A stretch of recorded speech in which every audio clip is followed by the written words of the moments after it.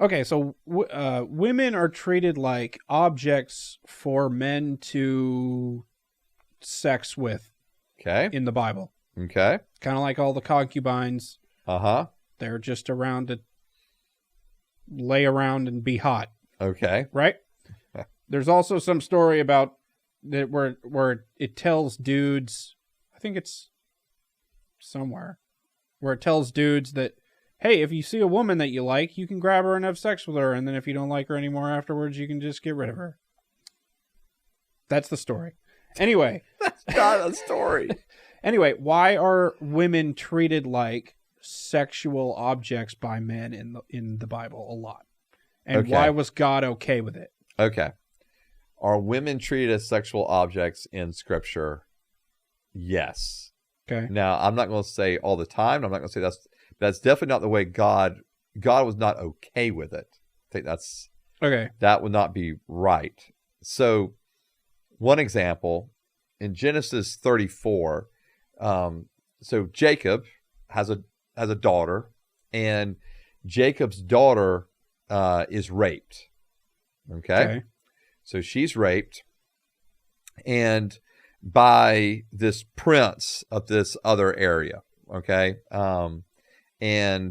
Or I say prince, like his father was the chief of this clan. Mm-hmm. Okay. And so he rapes Jacob's daughter and then wants to marry her. Okay. Because he's like obsessed with her. Okay. And so hence rape.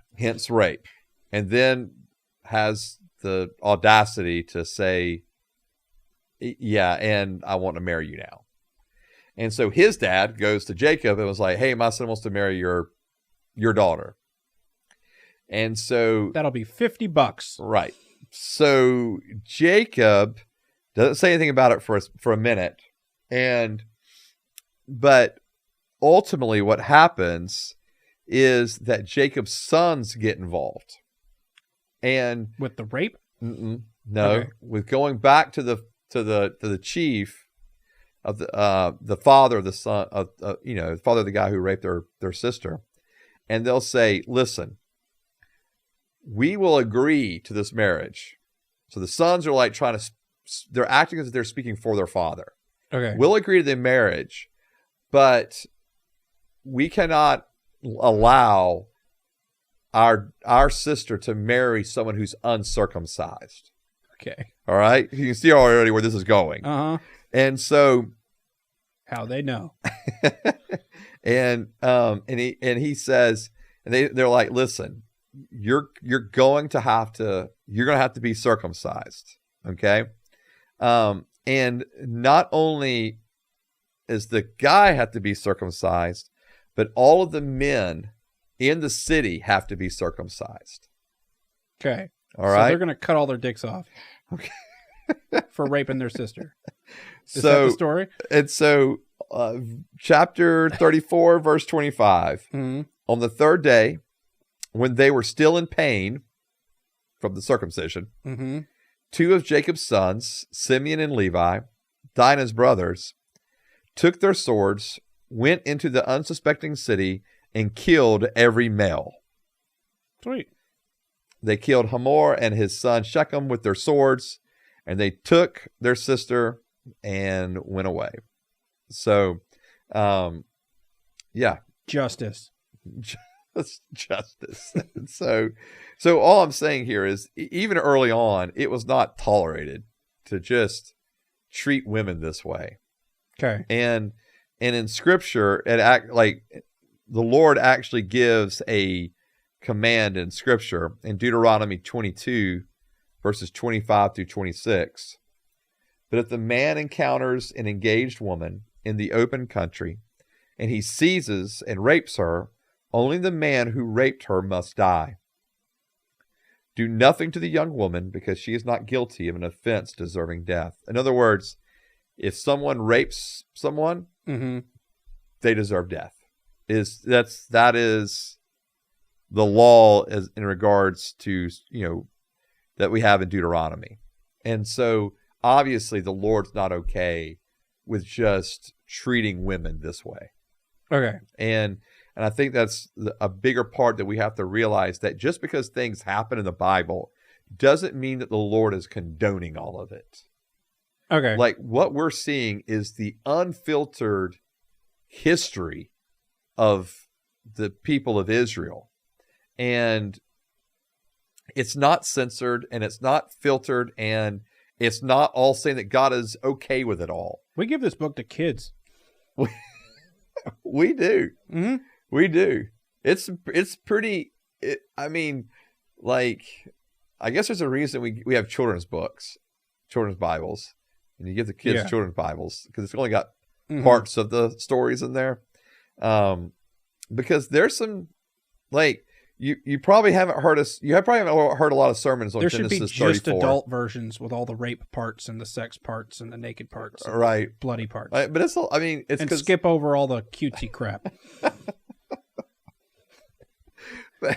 but even the things that we call like cutesy crap, like Noah, like Noah's Ark, like that, like we have that in children's Bibles.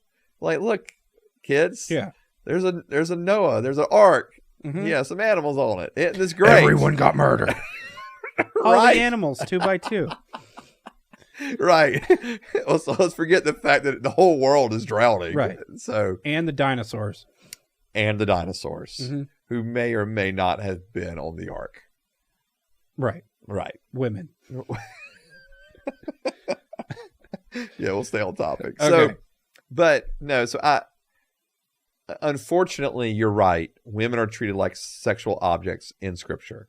But that was not God's design, nor God's best, nor God's desire. So all of these things are the Bible, but God doesn't like it? Yes. Okay, that's not God's so perfect design. What's like the statement then about all these horrible things for women in the Bible?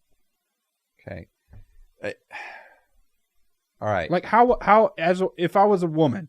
Sure. For women. Right. How can you like the Bible when all you read, when half the stories about women are sex objects and see, but I don't think that's a fair caricature, though. Okay, fine. Yeah, I don't think it's a fair caricature. Okay. I think people believe that the Bible is that way. Okay. What I'm saying is, I'm not denying the fact that women are not the major players in the stories, right? Now, again, you have like Ruth and Esther who have whole books, and they are. And then you do have other times. Okay, so but on the whole, women they're not major characters. I agree with that.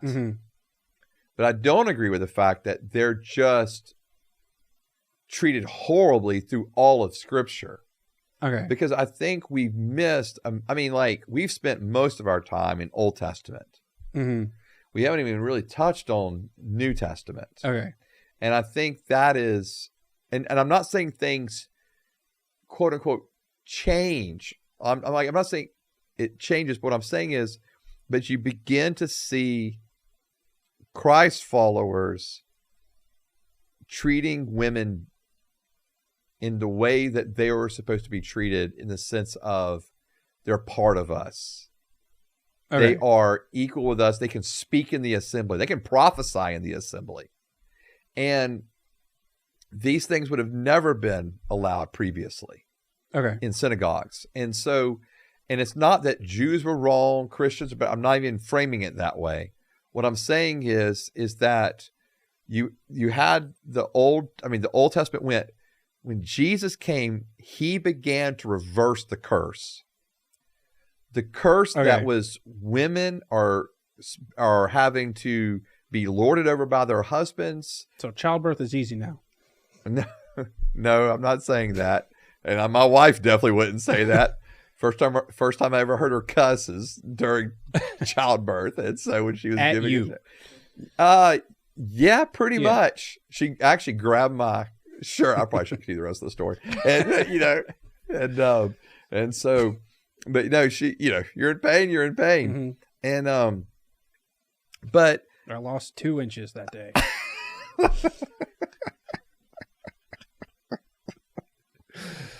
Oh Lord. But the curse, because we're not into full new creation yet, but the curse is starting to be reversed in the sense of the Lord is starting to set things right. So we follow Jesus and stuff's better for everyone. For everyone, for sure. Okay. And for women, a whole lot better, I would think. Okay. And so if you're asking me if I'm a woman, why would I read the scripture? But the scripture is full of women that are doing heroic things throughout scripture. Mm-hmm. Even though the storylines may not be massively long like they are for some of the male characters in scripture, there's still women that you can look at and go, they're modeling. I mean, that's heroic what they're doing. That's honorable what they're doing. Mm-hmm. And I mean, you have a whole Proverbs 31 that's honoring women, you know? And so I don't think it's a fair caricature to paint all of the Old Testament even as this really bad part. I think when I look at it as a whole, all 66 books, 39 in the Old, 27 in the New, that I'm looking at it through the lens of going, okay, as a woman, this is actually liberating. Okay. And maybe that will take us into the next episode of why I have that perspective. Okay.